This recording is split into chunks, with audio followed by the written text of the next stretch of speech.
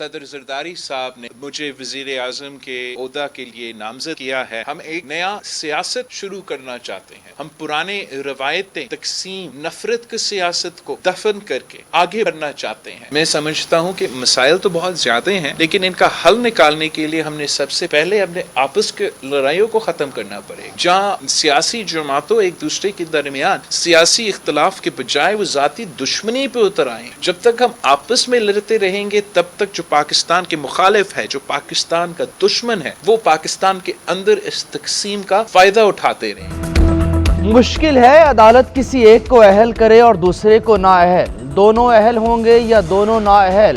बानी पीटीआई और नून लीग के कायद को इलेक्शन लड़ने में कानूनी मुश्किलात हैं। नवाज शरीफ ज़िमनी इलेक्शन ही लड़ सकेंगे। अक्सरियत मिली तो चौथी बार वज़ीर आज़म बनेंगे। ज़ियाउल हक ने नवाज शरीफ, फैज़ हमीद ने पीटीआई को मुसल्लत किया। ये दोनों जमातें अशराफिया और पीपल्स पार्टी गरीब की नुमाइंदा है। आएँ मेरा मुकाबला करें और आवाम पर फैसला छोड़ दें। Chairman peoples party Bilawal Bhutto की न्यूज़ कॉन्फ्रेंस। कहा, मसाइल का हल निकालने के लिए आपस के इख्तलाफात को ख़त्म करना पड़ेगा। जब तक आपस में लड़ेंगे तब तक दुश्मन हमारा फ़ायदा उठाते रहेंगे। मसाइल के हल के लिए हमें ज़ाती दुश्मनी ख़त्म करना पड़ेगी। आज तक इल्म नहीं कि लाहौर में नून लीग और पीटीआई में से मेरा मुकाबला कौन करेगा। हुकूमत का मौका मिला तो 10 वादे पूरे करेंगे।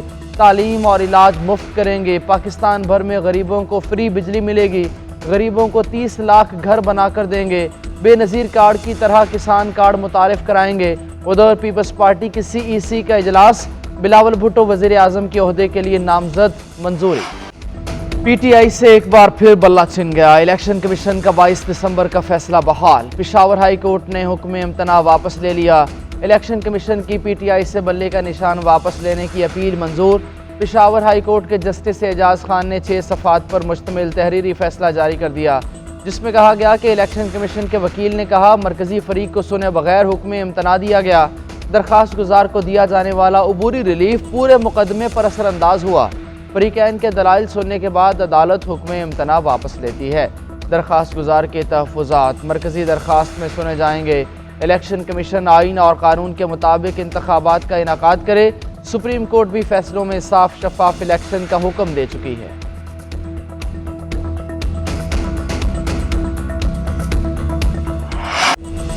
बैरिस्टर गौहर का पेशावर हाई कोर्ट के फैसले के खिलाफ आज सुप्रीम कोर्ट जाने का ऐलान। कहा, अगर बल्ले का निशान ना दिया गया तो ये जमहूरियत की हार है। अवाम इसको तस्लीम नहीं करेंगे। इलेक्शन की शफाफियत पर सवाल उठेगा।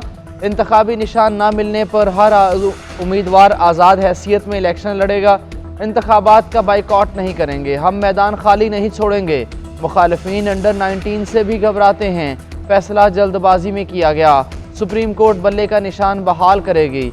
इलेक्शन कमीशन को हमारे बल्ले के निशान से कोई एतराज़ है तो हमें कोई और निशान दे दे। हमने कभी नहीं कहा कि डायलॉग नहीं चाहते। बानी चेयरमैन पीटीआई पर चार्जशीट एक सियासी इंतकाम का निशाना है। बैरिस्टर अली जफर ने कहा, मुल्क में करप्शन की बुनियाद रखी जा रही है। स्टे ऑर्डर वापस लेना समझ से बालातर है।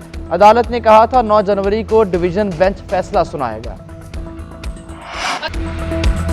पेशावर हाई कोर्ट से जरताज गुल की राहदारी जमानत मंजूर। पेशावर पुलिस समेत तमाम कानून नाफिज करने वाले इदारों को जरताज गुल की गिरफ्तारी से रोक दिया। खातून रहनुमा को 1 लाख रुपए के मचलके जमा कराने का हुक्म। चीफ जस्टिस इब्राहिम खान ने फैसला सुना दिया, मुझे जमानत दे दें, ये लोग गिरफ्तार कर लेंगे। जरताज गुल का अदालत में बयान। जरताज गुल किसी मुकदमे में मतलूब नहीं, गिरफ्तार नहीं करेंगे। CCPO का अदालत में बयान। जरताज गुल को किसी भी केस में गिरफ्तार ना किया जाए। किसी ने हाथ तक लगाया तो मैं जानूं और पुलिस जाने। चीफ जस्टिस ने रिमार्क्स दिए, पेशावर हाई कोर्ट में क्या कुछ हो रहा था, मुझे इस्लामाबाद से आना पड़ा।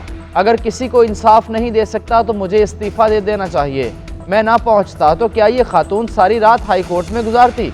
गेट के बाहर मेरे 22 ग्रेड के अफसर की बेइज्जती हुई। क्या पुलिस में 22 ग्रेड का अफसर है? हमारे किसी वकील से जुल्म होगा तो रात 3 बजे भी अदालत लगाऊंगा।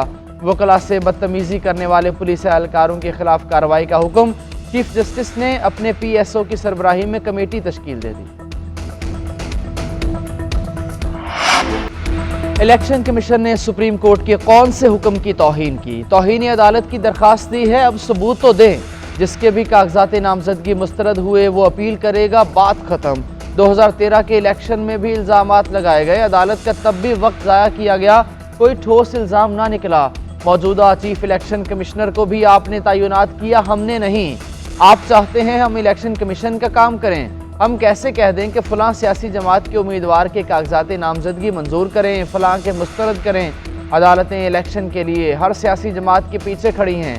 چیف جسٹس کے لیول پلینگ فیلڈ کیس پر سماعت کے دوران ریمارکس لطیف کھوسہ نے کہا کہ پنجاب میں پی ٹی آئی کو لیول پلینگ فیلڈ نہیں دی جا رہی، ہمارے امیدواروں کو آر او افسر کے دفاتر میں جانے سے روکا گیا، پولیس اٹھا لیتی ہے، آر اوز دفاتر بند کر دیتے ہیں، کیا ایک خط لکھ کر الیکشن کمیشن ذمہ داریوں سے مبرہ ہو گیا؟ چیف جسٹس نے ریمارکس دیے، آپ نے آئی جیز، چیف سیکریٹریز کے خلاف توہین عدالت مانگی ہے، ان کا الیکشن سے کیا لینا دینا؟ عدالت نے آئی جی، چیف سیکریٹری اور ایڈوکیٹ جنرل پنجاب کو نوٹس جاری کر دیے، الیکشن کمیشن کے احکامات پر عمل درآمد کی رپورٹ طلب۔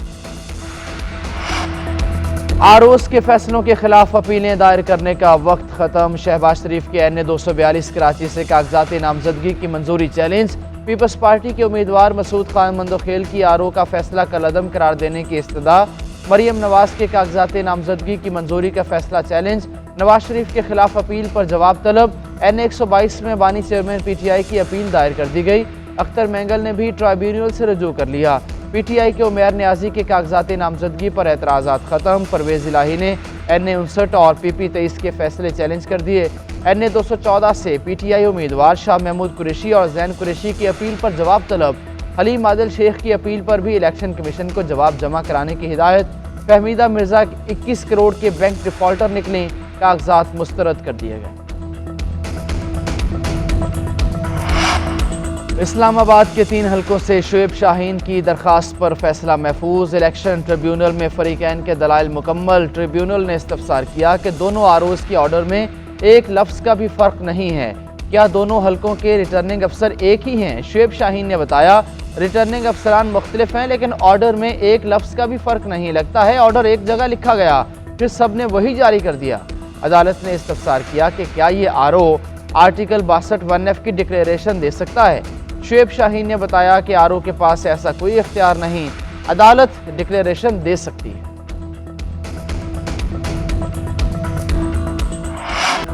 ریاست کو اپنا مائنڈ سیٹ بدلنا ہوگا، حکومت تحریری طور پر بتا دے مزید کسی کو غیر قانونی لاپتہ نہیں کیا جائے گا، ہمیں کسی سیکشن افسر کا بیان نہیں چاہیے۔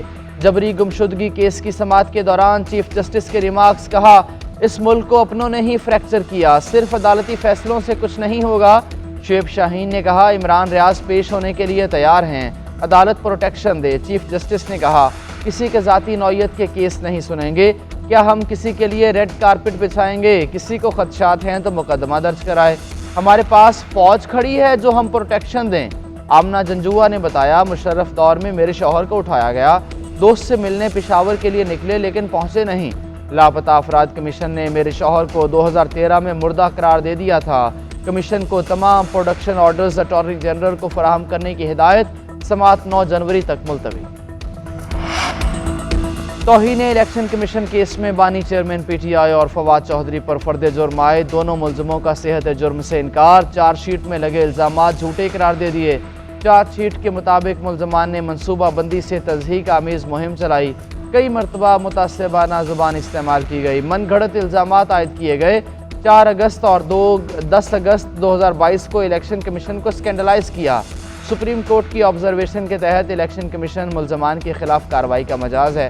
توہین الیکشن کمیشن کیس 16 جنوری تک ملتوی، آئندہ سماعت الیکشن کمیشن میں ہوگی۔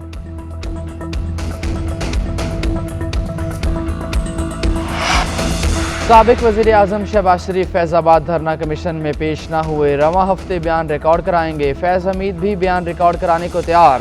سابق D G Rangers Punjab major general Naveed Azhar نے بیان ریکارڈ کرا دیا۔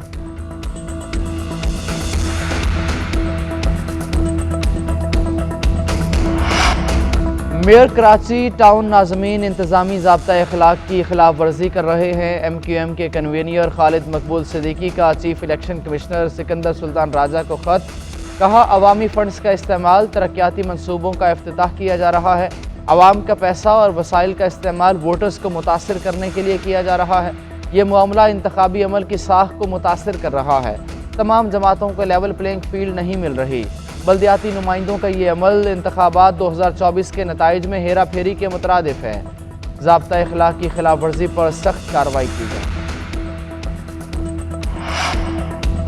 نگران وزیر اعظم انوار الحق کاکڑ کی زیر صدارت خصوصی سرمایہ کاری سہولت کونسل کی ایپیکس کمیٹی کا اجلاس، آرمی چیف، وفاقی وزراء، وزرائے اعلیٰ اور دیگر حکام کی شرکت، وزارتوں کی منصوبہ بندی، پیش رفت اور متوقع سرمایہ کاری پر بریفنگ، ایپیکس کمیٹی کا پیش رفت پر اطمینان کا اظہار، سرمایہ کاروں کو سہولت فراہم کرنے کے لیے ترقی کو تیز کرنے پر اتفاق۔ اعلامیے کے مطابق کمیٹی نے دوست ممالک کے ساتھ معاشی روابط میں اضافے کو سراہا۔